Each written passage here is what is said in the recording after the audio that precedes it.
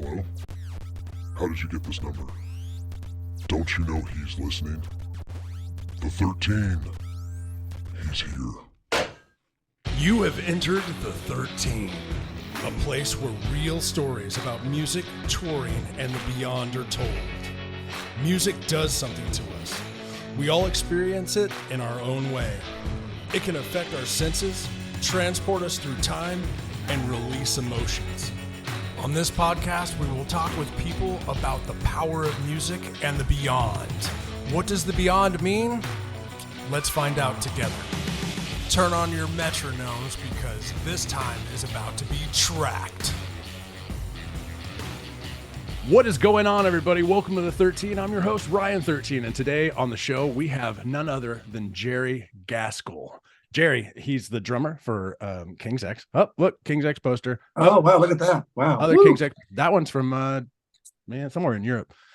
Have you met those guys? I think so. I think they're kind of cool. I'm just not, I don't know. They're sometimes standoffish. They're weird. I know. I met one of them once. I wasn't too impressed. Jerry, man, thank you so much for coming on. I'm so honored and humbled and just fantastic to see you. I saw you I guess it's been months ago now. It was at the end of November. King's X was supposed to play a show in Houston. Yeah. Sickness happened. The whole world got it. Did you get it? I've had it twice. Yeah, I got it too. I actually kind of enjoyed it. Yeah. I got to stay in bed for a couple of days. Yeah. I was just tired. It was nice. The dogs got in bed with me, and it's great. Me and my wife and J-Rab and his girlfriend, well, soon to be wife, met up. We all got to meet late. So thank you for staying up late and hanging out with us for a little bit. Yeah, and, man. We all went home. Everybody was fine. My wife got COVID the next day. And then I went home and had COVID too. I know. And then I made it 5 days. And I was like, this is cool. I've got this. I ain't getting it. I was like bringing my wife, soup and stuff and holding my breath, and it didn't matter. Yeah. I mean, at this point, COVID is just a part of life now. Just like the cold is a part of life. The flu is a part of life. You're right. I was just sleeping the whole time and was fine. Like you said, I mean, I had a fever. It wasn't necessarily that nice, but like it wasn't as bad as I guess it was in 2020. It was right. I've had worse colds than I did when I had COVID. Yeah, absolutely, man. So, okay, I'm going to go down a list. I wrote a list. I didn't even think I was going to make a list. First of all, let me say a few things to the audience. I've known Jerry for 20 years, maybe. I've known your sons for the same amount of time. Joey's always been my pal, Jeremy, of course, and Johnny. I haven't seen Johnny in forever. Where's Johnny living now? He lives in Alabama now.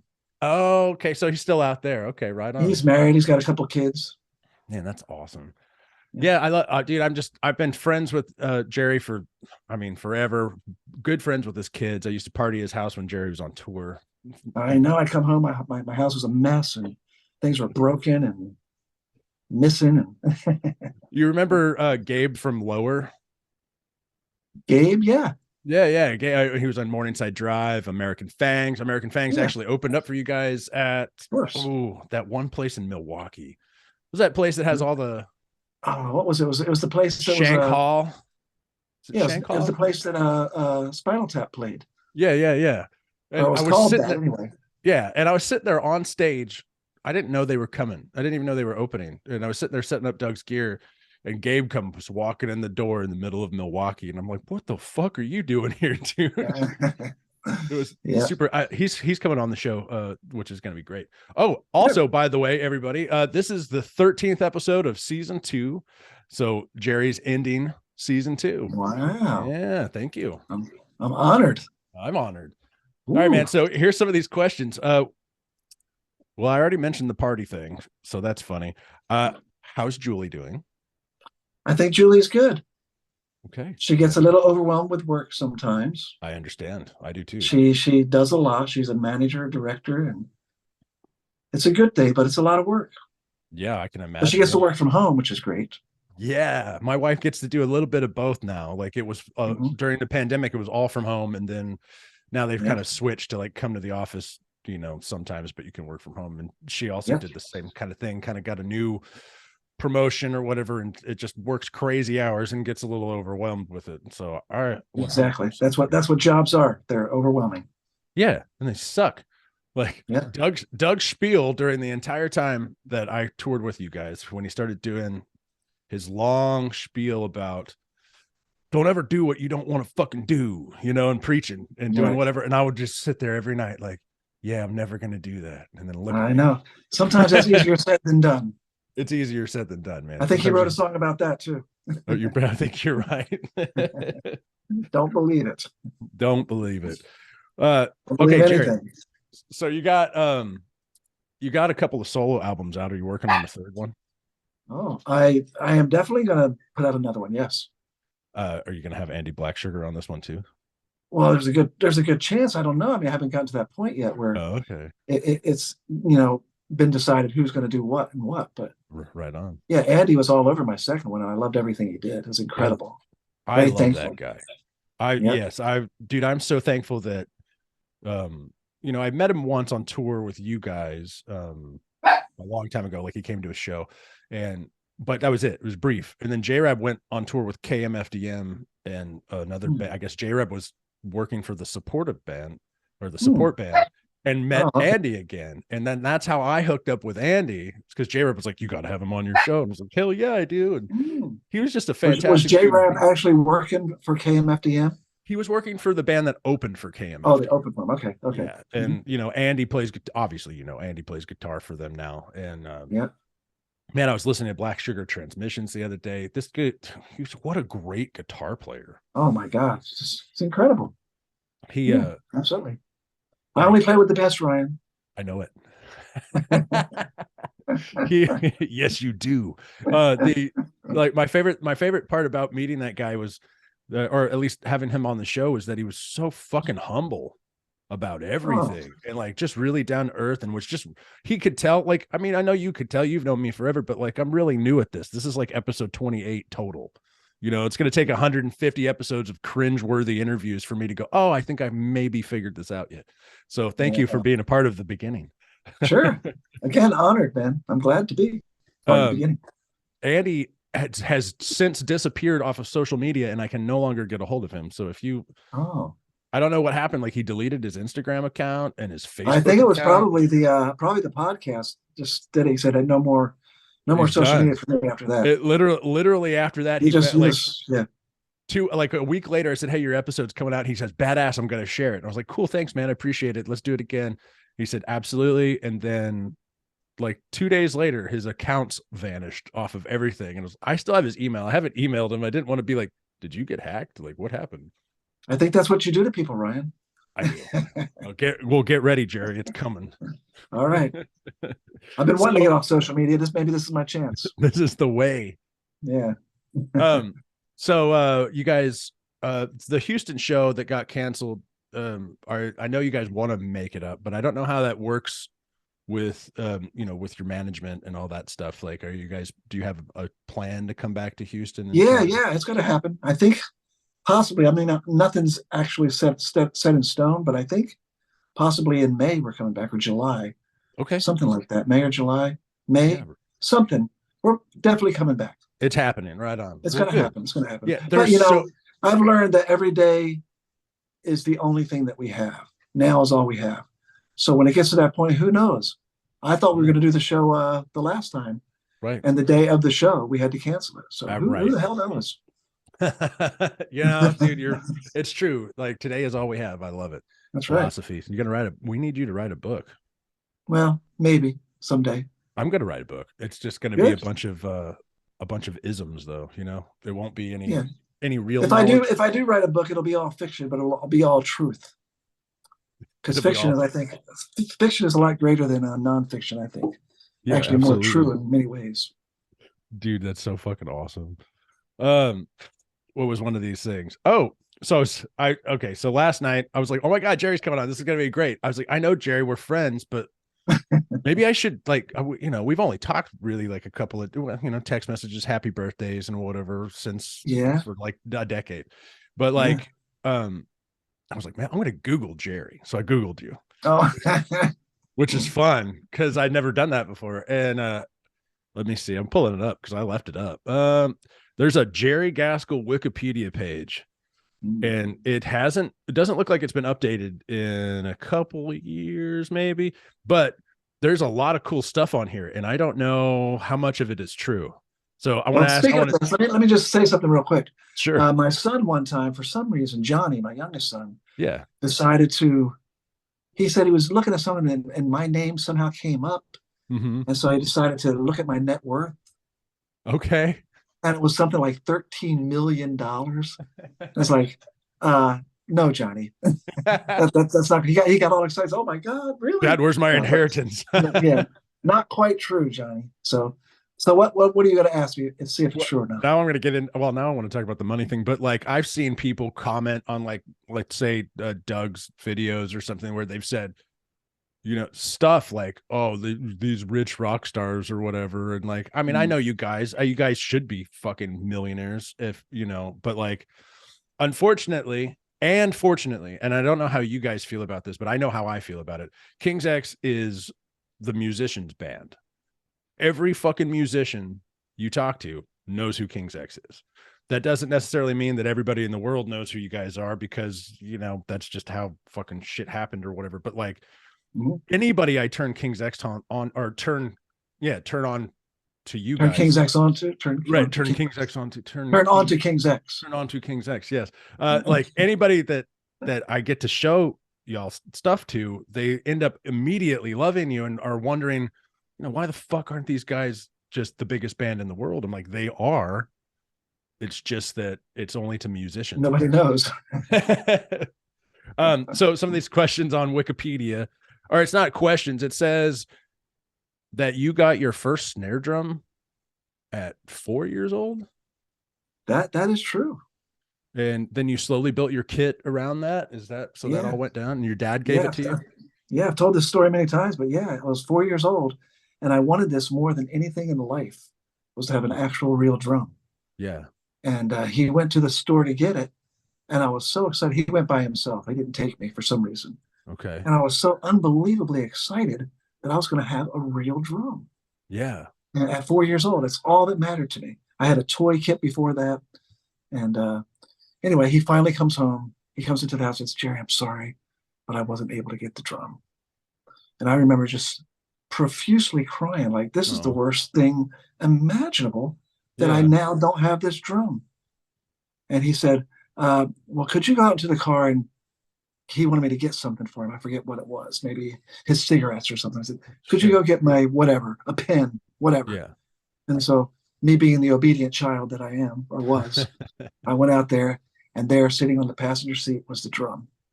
And it was better than had he just brought it in, Yeah. So that story is true. Man, I love it, dude. That's so great. So then you probably talked about this stuff a lot, because you get a lot of obviously interviews, but I mean, I've just been your buddy forever. And so I've never sat here and tried to interview my friend.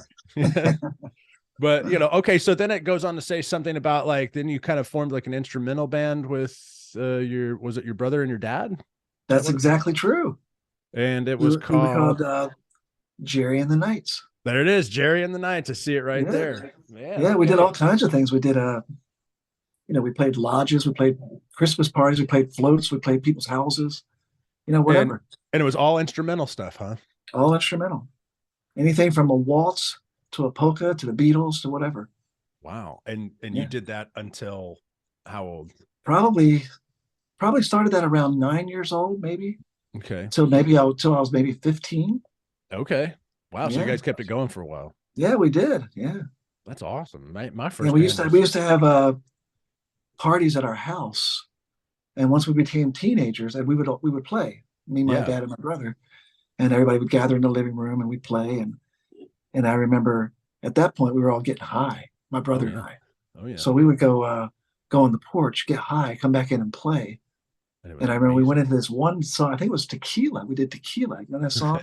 Yeah. Oh yeah. And we went into this long jam. Yeah, we went into a long jam, and we just kind of got lost in it. Like, yeah. And afterwards, somebody said, "Wow, that was really weird." But it was fun because we were into it. So yeah, there you go. Dude, that's fucking great, man. Dude, I remember being in my first couple of bands, and it was the same thing. High school, starting to get high, jamming, and having some of the most the most mind-melting experiences, at least to the 3 or 4 of us playing Right, of music. course. And Of course. had a little strobe light going off in the background, and 5 hours would go by. We were like, dude, this is the best. We're going to be famous. It's going to be badass. And like, we go back and listen to the tape the next day, and you're like, what the fuck was going on? Well, I never had that problem. Oh, okay. There's a Kirk Hammett quote. Kirk Hammett said on Symphony and Metallica, on their like the little VHS tape they had that was behind the scenes stuff. He's talking to the conductor of the symphony, and he's like, of the San Francisco Symphony. He goes, so what happens when they hit a wrong note?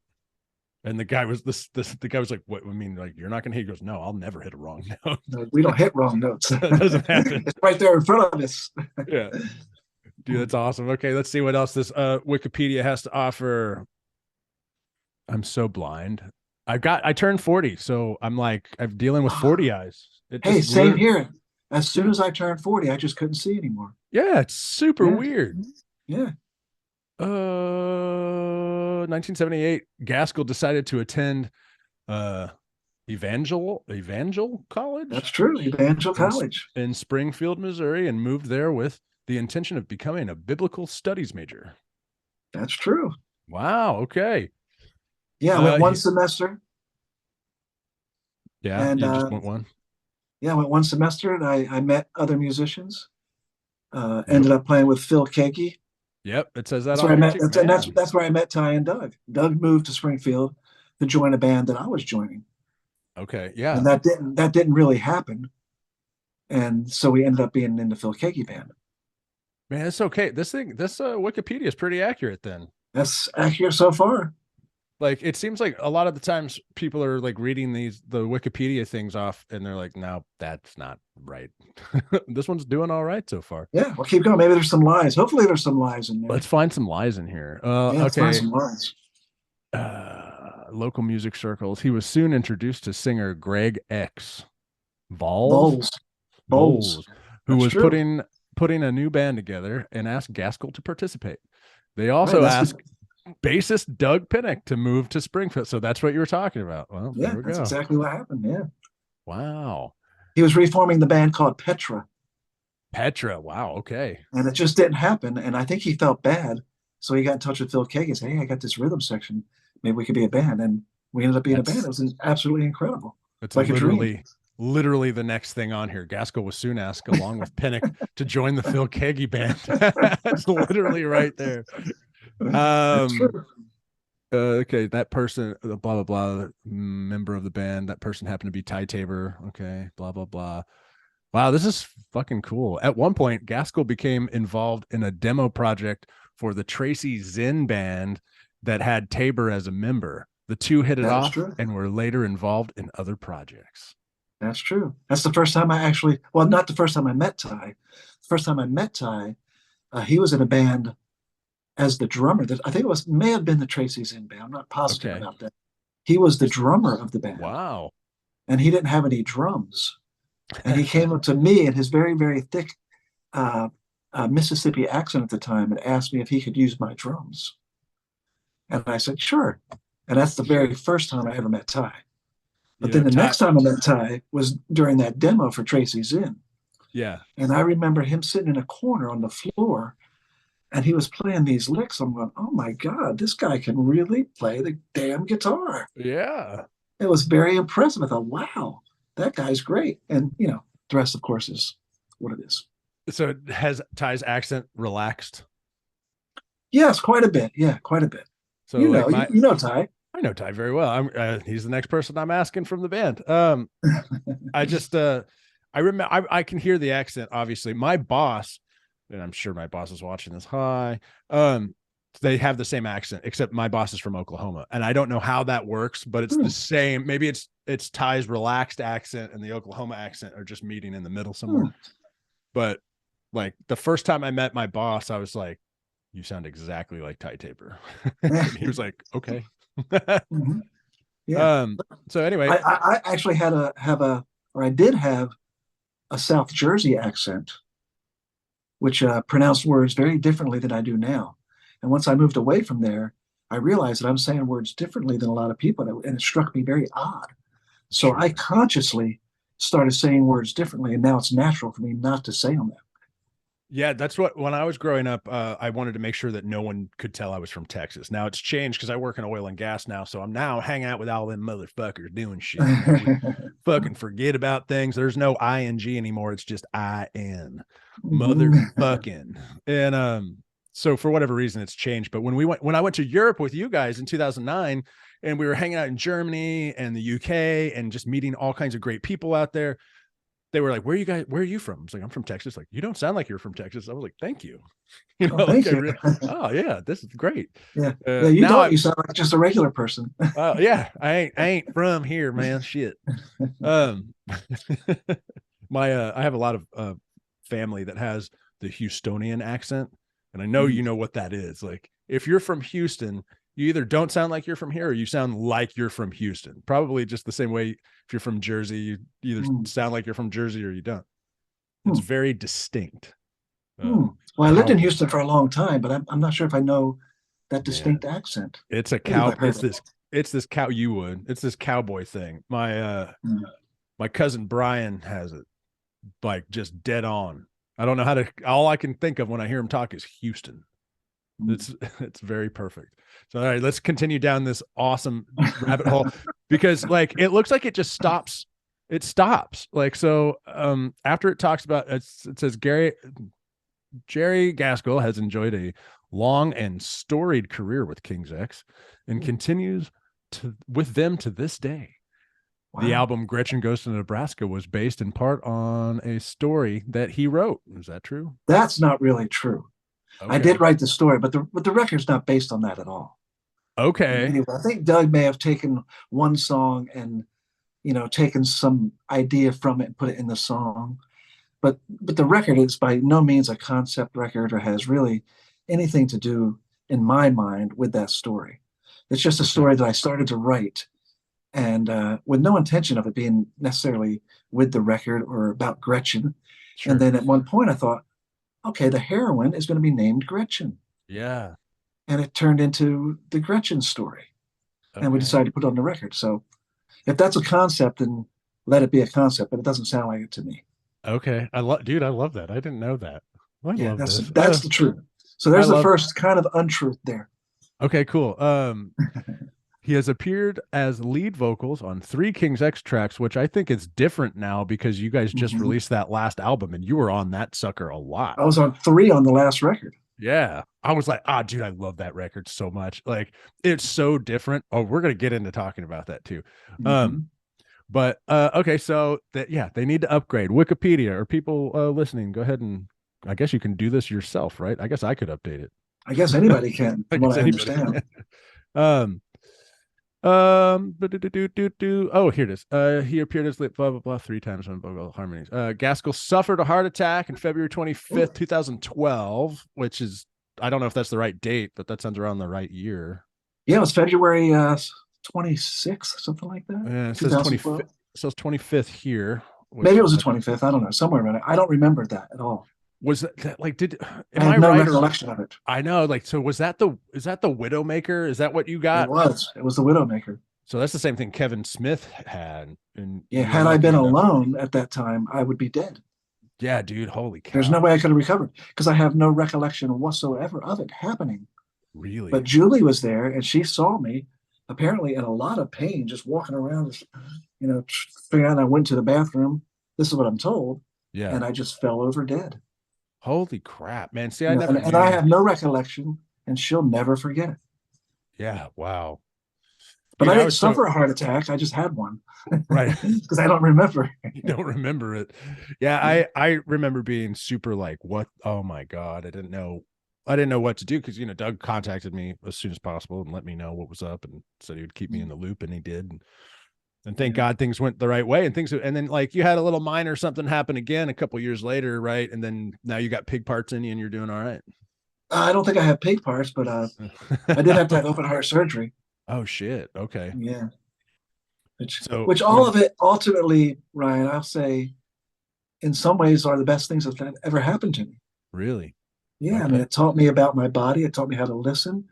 It taught me how to take care of myself, what I have to do if I do want to be alive. Yeah, Because really, the only thing that keeps us in this world is our bodies. that's right. It's true. If we don't have the body, then we're not in this world anymore. That's right. And then, and I don't know where we are then. I don't know what happens. See, None of us do. That's why I have this part on the show called The Beyond. Yeah, We that's the one thing that we know nothing about. That's right. And that's where I find all my hope. I find all my hope I find in the unknown. Because once I know something, then it's done. Yeah. So all my hope is in the unknown. I love Because it. what I know surely hasn't given me everything I want or Yeah, what I feel I right. need. Paraphrasing Socrates, like true knowledge exists in knowing that I know nothing. That's the truth. You know, What is greater than that? right. I mean, that is wisdom. If you really think about it, what possible other thing is there than that? Yeah, If we think we know something, then we're kind of like foolish. that's true. You're Yeah, 'cause we know 100%. You're nothing. 100% right. The Yeah. you guys have a song. What do you guys call it? Pleiades. Pleiades. I love that song because it's fucking crazy as fuck. First of all, and watching you guys play it live every night was fantastic. Oh, But I started. My dad always called Pleiades the seven sisters, right? So it's the seven little stars that kind of look like almost like a question mark up in the something sky. like that. And so I've been doing all this ancient alien research craziness, going down the weird pyramid of who knows what weird rabbit hole. And apparently there's like, if you're down this rabbit hole, there's like some alien races that live over there, you know, like there's different ones and they're different factions and they're actually at war against each other for planet Earth. Oh, Like, what do you, for planet Earth? yeah, because that's Is that like what you said? they're coming here and they're both doing whether it's experiments or whatever it is on, they have treaties with people. And again, I don't know about any of this, but it's great stories. And how do we know this stuff?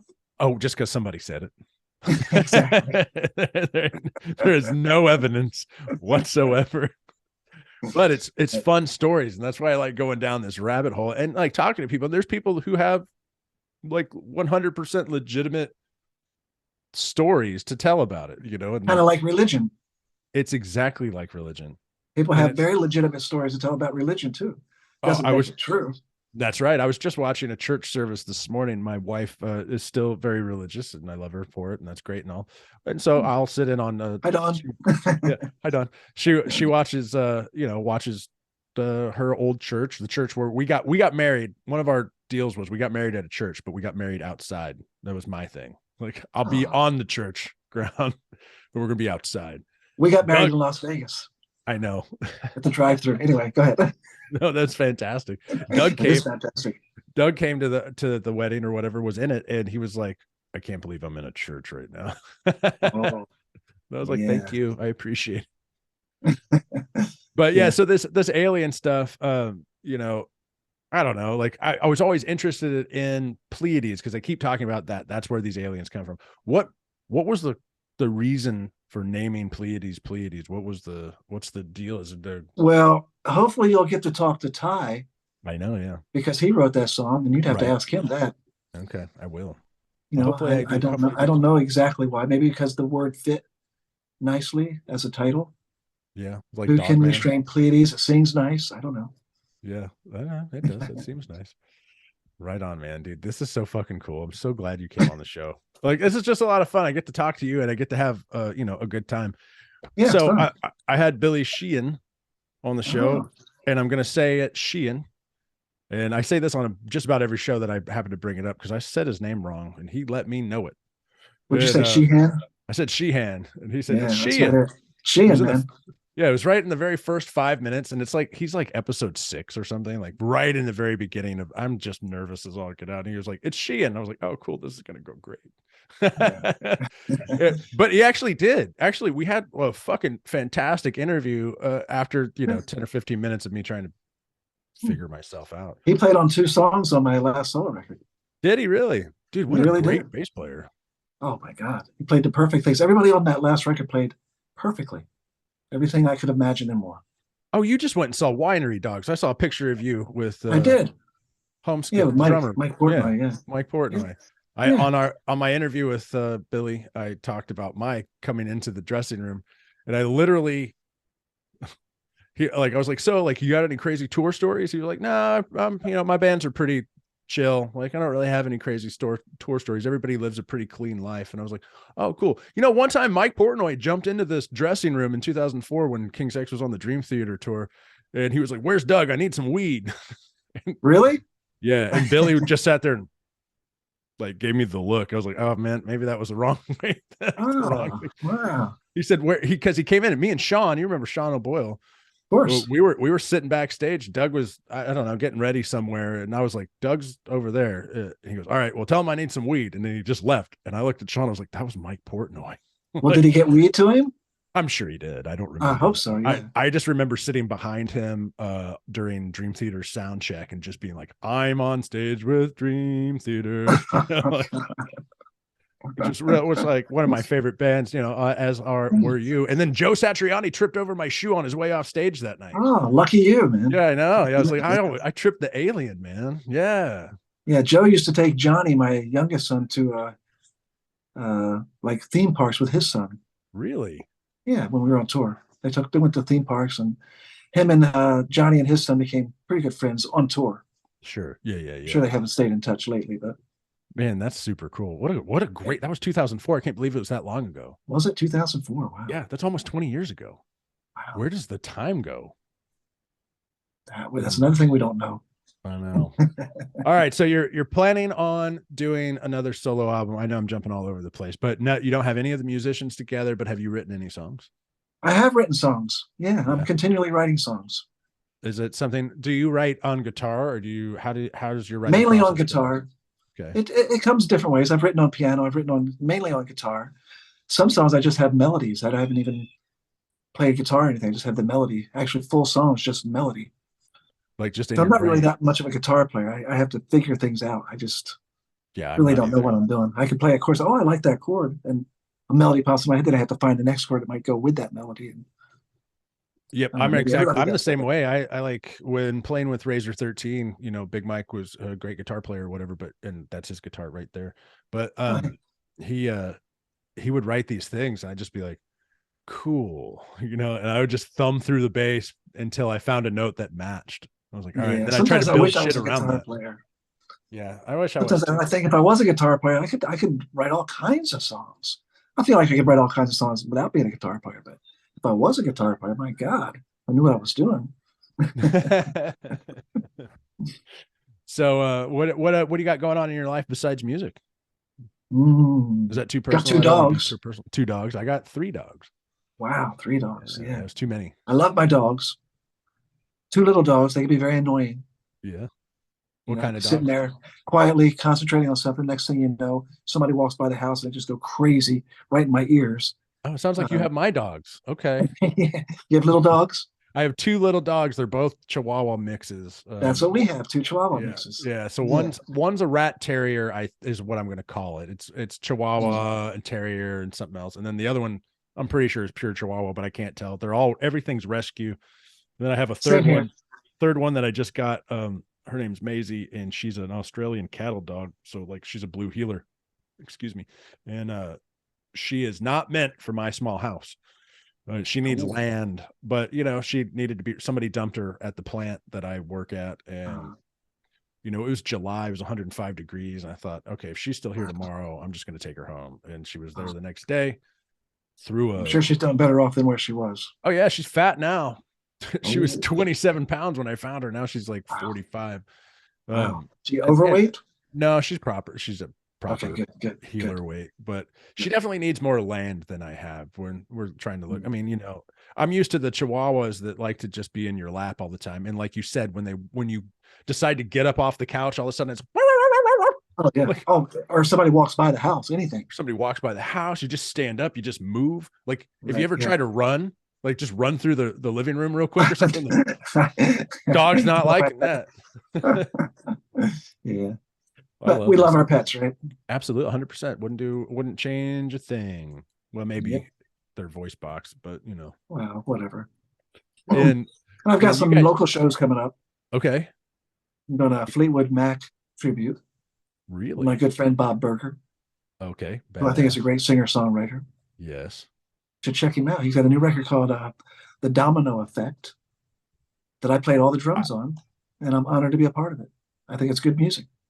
I feel like I saw that name. Where did I see that name? Was it on your Wikipedia? I don't know. I don't look at Wikipedia. Bob Burger, Yeah, Surprise Party 2006. yeah, I played on some of that too. It's on the Wikipedia. That's where I saw it. Wow, yeah, he has a new record out now, like I said, called "The Domino Effect." You should check it out. I think I'm it's pretty writing it good. down. I think it's great. Domino I love it. Effect. I'm writing that down right now. Hell yeah, badass, dude. So okay, this is jumping back a while. It's been a long time, but you guys had that hurricane that came up there. What was that, 2016 or something? That was 2000. You mean Sandy? You talking about Sandy? Yeah, Sandy. That was 2012. Jesus And Christ, speaking it's of that, 2012. I know everything happened in 2012. Julie always said 2012 was a banner year for us. First, I died, then we got married, and then we became homeless. All in 2012. Dude, yeah, no shit. Yeah, yeah, it Holy wiped crap. everything out, man. It was absolutely devastating. Like many people have experienced in other places and there, unbelievable. Never seen anything like it. So when you guys were going through it, were you in your house when it happened? No, we were evacuated. We were staying with my Okay. sister and brother-in-law. Okay. So that's And we good. finally got to go back to our house. Maybe 3 days later, they allowed us in. Mm-hmm. And we walked up to the house. We thought, oh, it doesn't look so bad. Maybe we did okay. We saw a blind was like off a little bit. Yeah. And as soon as we opened the door, everything in there was destroyed. Like how The high up refrigerator- did it go? 4.5 feet. We Holy saw cow. the line, the whole house, at least 4.5 feet of water. Oh my We God. walked in, everything was turned on its side, refrigerator was down. It was just unbelievable. We just Oh my lost God. everything. Yeah. It was like Harvey for here. Yeah. Like Yeah. I Katrina, see, whatever. yeah, like well when Harvey came through, we it was only a category 2, so we're all like, it's gonna be great. Who cares? I didn't know I was gonna be stuck in my house for 7 days straight. Luckily for us, we were living on a hill. And so the water came all the way up to the garage, in the garage. And like, let's say my bracelet right here is a door to my kitchen through my garage. It came right up to the edge of that. Wow, So you're if you lucky. walked out into the street, it went over your head. But if you Right. were up, we were just sitting had no power. We were just up in our garage hanging out. I smoked cigarettes back then. So we're just like smoking cigarettes in the garage, watching this water get closer. Like, I'm going to blow up the air mattress. We're going to float ourselves the fuck out of here. Wow. We got lucky, Sounds but kind of scary. it sucked. My grandma lived in off of Gessner and Memorial, and her house flooded 8 feet. And luckily she had a second story, and my uncle was with her and took her upstairs. I mean, she got COVID and passed away or whatever. But like, yeah, we were kind of fortunate too that our house was kind of raised. Our porch was maybe 4 feet. Oh man, so and it then went there was 4.5 feet of water in the whole house. Oh my God. And we lived in a flood area. We lived Yeah. sort of in a valley. We had lived at the bottom of this hill. So it was just a flood. It was just terrible. But again, turned into one of the best things ever. Now we have a house that we love in another town in Red Bank. Oh, cool. We're fortunate enough to buy it, and things are great.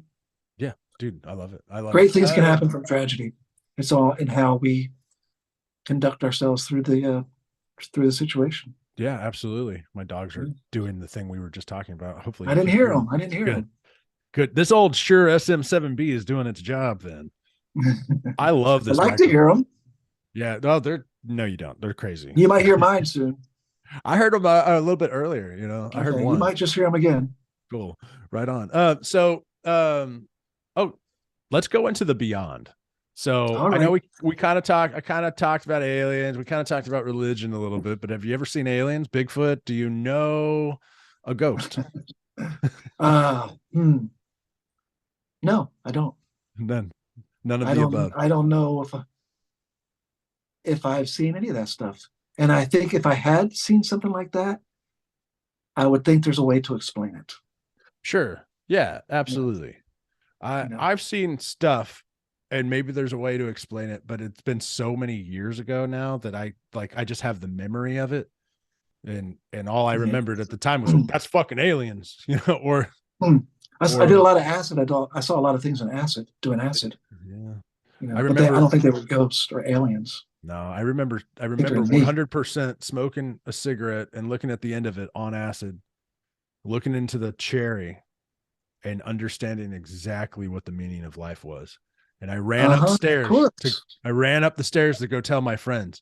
As soon as I understood it, I was like, they have to know. And I ran up the stairs. I was like, I know what the meaning of life is. And they're like, looked at me because they're tripping too. And they're like, what is it? I was like, I I don't forgot. know. Yeah, I remember one time I was doing acid. I was probably 15, Mhm. and my brother tells this story too. I was sitting in my parents' room looking in their mirror, and all of a sudden I felt as though I knew exactly how John Lennon felt. And I said that to my brother. I said, I know exactly how John Lennon feels. Of course, we don't know any of that stuff. Right. He was like, how does John Lennon feel? You're like, I Yeah. don't know. I don't know. The way I feel right now, that's how he feels. You guys obviously love the Beatles a little bit. But how much? Like, because I mean, you guys have the 3-part harmonies. You're amazing. You have amazing vocals. You're extremely talented. But I hear the Beatles, whether they're a big influence on you or not. I'm not 100% sure, but I mean, are they? And do they play a Well, role the in your? Beatles were a huge influence on me and Ty. Okay, Not so much Doug. sure. Doug I was Jimi think I think Hendrix too. later on, Doug got the Beatles Okay, and has been influenced by them later on. But in the early days, when they first came to Doug, they were just white guys doing all the black music that he listened to. that's right. Yeah. So it just didn't move him. Oh, I You get know, it. yeah. So they were just doing that thing that wasn't real necessarily to him. Because they were just trying to do what they loved, the black music that Yeah. Doug listened to naturally Right, like because Elvis he's and because he's all black. of all of them people, all of the rock and roll guys that definitely totally ripped that whole Absolutely, that whole culture absolutely. off. And it's fine. I'm glad they did because like it brought it to a whole different Right, of course. it But yeah, changed everything for everybody, and like yeah. it was like, oh my gosh, I like Elvis, but listen to this, and you Mhm. go find it's like finding like, I don't know. I love Stabbing Westward. I love that band. They're great, but like you listen to Stabbing Westward, and you're like, oh, cool. Listen to Skinny Puppy. Listen to you go further back. I know it's Yeah. different because it's not a racial thing there, but you go back to the source and you're like, holy shit, I love Right. this now. There's nothing new under the sun, Ryan. That's true. Yeah. Wow. Philosophy with Jerry Gaskill today. Yeah. Always. I love this. Jerry, thank you so much for coming on. You've never seen a Yeah, man. ghost? If I have, I didn't know. Uh, well, I then saw the band Ghost. yeah, me too. And were they as badass as you fucking ever thought? Because the time Yeah, I I saw them, love those guys. they opened up for Deftones Oh, really? at the not Sherwin. What is that? Cynthia Woodland's Mitchell Pavilion. Really? And They opened yeah, for Deftones. they opened for Deftones. I have the shirt from that day. 10 years ago. I remember What I did you walked. think? They sounded better than the record. And I was trying to figure out if they had to have had backing tracks somewhere with his vocals. Probably. There was some stuff going on that I was like, I just remember my wife was with me. I don't think she was my wife at the time. And I was just like grabbing onto her shoulder. Like, there's no way they sound this good. Yeah. And then Chino came and you know how Deftones are. I love those bands. I love that band. Deftones is one of my favorite bands of all time. Me But too. like, they're either on or they're not. And that's all there is to it. I've seen both. Yeah, I've seen both too. And that night they were Not they were on. they were okay. They're okay. Did all right. The last time I saw them, which was, I don't know, maybe a couple years ago. I don't remember, but it was like a show they had to reschedule because of the pandemic and all that bullshit. Yeah. Plandemic. And it was the best I've ever seen them. It was incredible. Even Julie just said, "Man, these guys are great." They're such a good And band. it was great. My favorite, one of my favorite bands of all time. I got on my knees in front of Chi at one point. I got on my knees in front of him and said, "Chi, to me, there is Dylan, the Beatles, and Deftones. Yeah. That's what matters to me." And he said, "Oh," it gives me a big hug. Oh, that's how I feel about man. Deftones, man. One of my favorites of all time. Chi, one love for Chi. That after he went through that car wreck and all that crap, Yeah. I was sitting there pulling for him, man, for so long. I was just hoping Yeah. that was gonna resolve itself, and I guess it Yeah. did, but just not the way we wanted to. Yeah, we never know. Never know what's going to happen. More philosophy. I say each moment holds infinite potential of good or bad.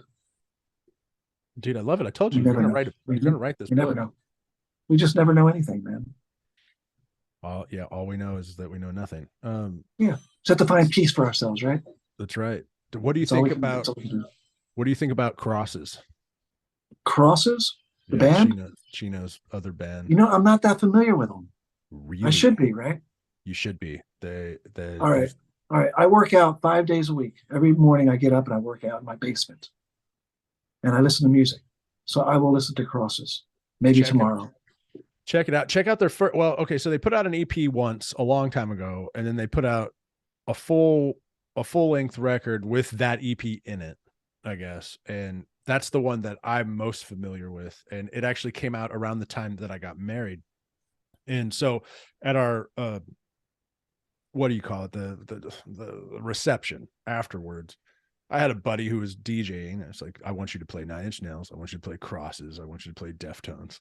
Nobody, I forgot that nobody cared about any of it. They're like, where's the dance music? And we're like listening to this like sad shit.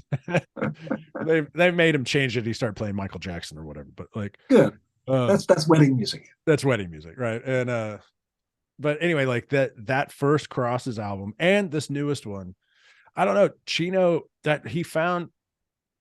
I didn't think I don't know, like Chino is Deftones to me, and I didn't think there'd be a way for him to fit in something else. And this is more like more keyboardy stuff, you know, like there's more samples. They're doing crazy stuff, and Chino is just doing the Chino thing, singing between the notes. The only person I know that can do it that way, like, because you know, Chino, the note will be here and he'll be here and here. Yeah. You're like, how the fuck did he just bypass that entire note and make it sound great? So is it worth me listening to? Yes. I will listen. And text me and tell me if you're like, Ryan, this sucks, or if you love it or not, because I probably have listened. Okay. And maybe I wasn't real moved and I don't remember. I don't know. Hey, I'll man, find out. I'll listen again. It could be. It's dancey. Some of it's dancey. I mean, maybe not like, I don't mean I'm poppy. okay with dancing. Yeah, I don't mean poppy. Just a little dancey, little industrial, there's some vibes there. Yeah. There's the whole album, the whole first album. I have it on vinyl in the other room. The whole first album is just, it has this vibe. I think there's a song called Witch's Brew that was like one of their singles, and so there's a video for it or whatever. But it's I would definitely recommend. I listen to everything, man. Like the other night, we were watching a Shania Twain documentary. Incredible. Oh, dude, so I listened to Shania Twain. Yeah, I started listening to country recently myself, like, which is weird, but I guess if you hang out in oil and gas long enough, it's going to happen. But what's cool is great country music. There's some great country guitar players. Those chicken pickers, they're like, if you hear them start jamming, and you're like, whoa, like they're shredding that thing. It's country or whatever, but it's doing just music. Great job. Music there's great music in every genre, or whatever you want to call it.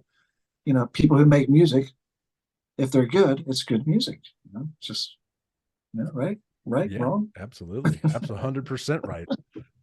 Gary, I love you. Thank you for doing this. I love you too, man. Yeah, it's good seeing you. It's good seeing you. We get to have an extra extended talk. The last time we saw each other was, it was a little too late, but we still got good hugs in and had a good time talking, and hope we get to see each other again soon. And I hope you come on again soon and pass the word along to old Ty Tabor, because I'm going to hit him up next. Okay. I'm sure you'll talk to him before I do. Probably so. Brother, thank you so much. Everybody, this has been Jerry Gaskill on the 13. I'm your host, Ryan 13. All links, Mr. Gaskill, will be in the description below, and go check out all his cool music, King's X, everything, solo projects, all that will be below. We'll see you on the next one.